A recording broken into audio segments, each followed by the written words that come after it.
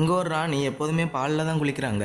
ஏன்னா அப்பந்தான் அவங்களோட அழகு அப்படியே மெயின்டைன் ஆகுமாம். இப்ப அந்த வேஸ்டான பாலெல்லாம் குடிக்கிறதுக்காக அந்த நாட்டோட மக்கள் எல்லாருமே சண்டை போடுறாங்க. ஆனா அந்த வேஸ்டான பால் ஒரு தண்ணிக்கு சமம். அந்த ராணி என்னதான் பண்ணாலும் அவங்க அழகானது போல அவங்களுக்கு தெரியல. அதனால அந்த ராணி அந்த நாட்டோட சின்ன பொண்ணுங்கள் எல்லாம் கூப்பிட்டு அந்த பொண்ணுங்களோட அழகெல்லாம் இந்த ராணி எடுத்துக்கிடுறாங்க. அதுக்கு பதிலாக அந்த பொண்ணுங்கள்லாம் வயசான கலவியா மாறுறாங்க. இந்த ராணி இப்போ ஒரு 30 வயசு சின்ன பொண்ணு போல மாறி இருக்காங்க. இப்ப அந்த ராணி ஒரு தங்க கண்ணாடி முன்னாடி போய் நிக்கிறாங்க. அந்த கண்ணாடி உருகி ஒரு மனுஷனா மாறுது. மாறின அந்த தங்க மனுஷனும் நம்ம ராணியை பார்த்து சொல்றாங்க, நீ என்னதான் பண்ணாலும் அழகா இல்ல, உன்னோட அழகான ஒரு பொண்ணு இந்த நாட்டுல இருக்கான்னு. அவ பேரு தான் ஸ்னோ ஒயிட். அவளை அரண்மனையோட சிறையில அடைச்சு வச்சிருப்பாங்க. ராணி ரொம்பவே கோவமா சோல்ஜரை கூப்பிட்டு ஸ்னோ ஒயிட்டை இங்க கூட்டிட்டு வர சொல்றாங்க. அந்த சோல்ஜரும் ஸ்னோ ஒயிட்டை கூட்டிட்டு வர போறாங்க. ஆனா ஸ்னோ ஒயிட் இதுதான் நேரம்னு சொல்லி அந்த சோல்ஜரை அடிச்சுட்டு அங்கிருந்து தப்பிக்கிறாங்க. எல்லா சோல்ஜருமே ஸ்னோ ஒயிட்டை துரத்திட்டே போறாங்க. ஆனா ஸ்னோ ஒயிட் அரண்மனையில இருந்து தப்பிக்கிறதுக்காக ஒரு சின்ன குகை இருக்கும், அது மூலமா தப்பிக்கிறாங்க.